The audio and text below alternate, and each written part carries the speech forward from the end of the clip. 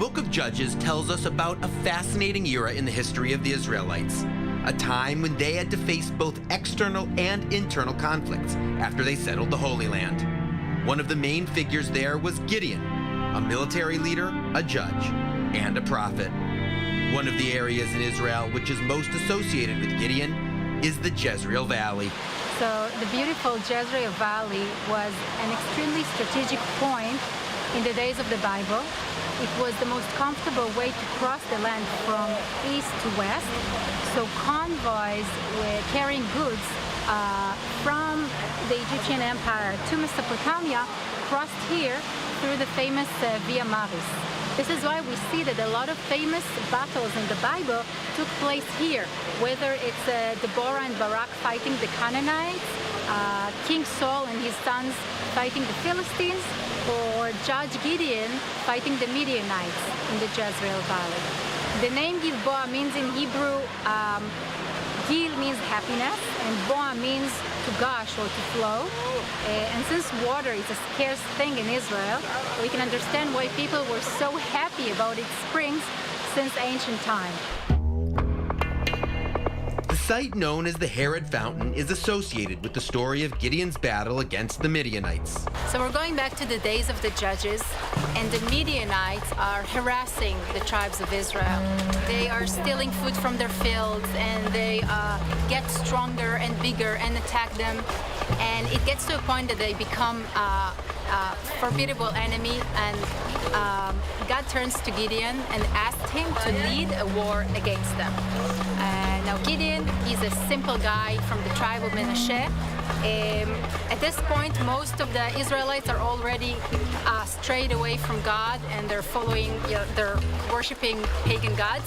Gideon was different, and after God turns to him, he even goes and smashes all the idols in his town. The book of Judges recounts how God turned to Gideon and asked him to pick a small group of soldiers from the Israelites. And the Lord said unto Gideon, "The people are yet too many. Bring them down to the water, and I will try them for thee there. And it shall be that of whom I say unto thee, this shall go with thee, the same shall go with thee. And of whomsoever I say unto thee, this shall not go with thee, the same shall not go." And the first thing that Gideon does is he's asking to whoever is fearful to go back home. And 22,000 soldiers go back home. Now he's left with 10,000 soldiers, and he's inviting them to drink from the spring. And when the troops come over here and go down to drink from the water, they do it in two ways. The first group goes down and lick the water like this, directly from the water, just like a dog. That's how the Bible describes it. The second group just bend their knees a little bit, take the water with their hand, and bring it to their mouth. Now, what do you think? Which group did Gideon choose?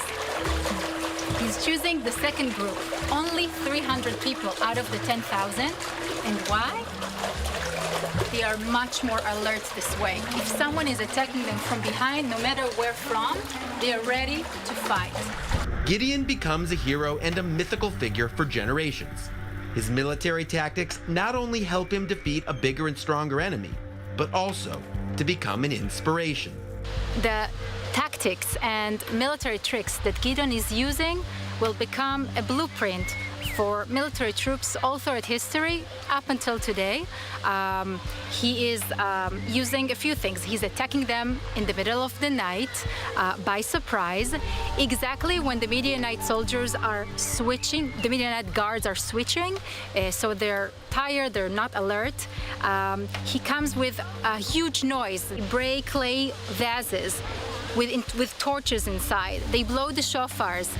The Midianites hears that, they're in the middle of their sleep, they get completely terrified, a chaos starts, and that's it, they start attacking each other. One of the people who was inspired by Gideon was British Army officer Ord Charles Wingate, who established the Gideon Force, a special night squad that operated in British Palestine in the late 1930s. The year was 1936. The British are ruling here, and the Arab starts what is known as the Great Arab Revolt. At this point, the British decide to initiate a unit called the Special Night Squads, and they take Ord Wingate and put this clever intelligence officer to be the commander. Wingate comes here, he travels through the Jezreel Valley, he lives in Harod behind us for 2 months, and he was completely overwhelmed by the fact that this is where Gideon fought. He was part of a group, a prominent group in England in those days, of Christian Zionists that saw the return of the Jews to the Holy Land as a fulfillment of the prophecies in the Bible. So the tactics that Wingate developed here with these units, the military tricks, the secrecy, the accurate intelligence that he had collected,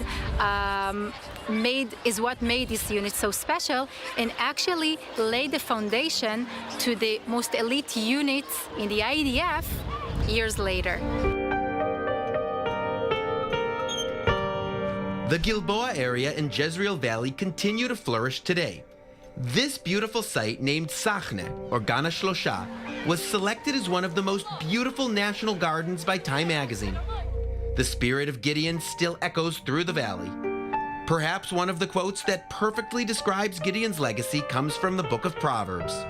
For with wise advice thou shalt make thy war.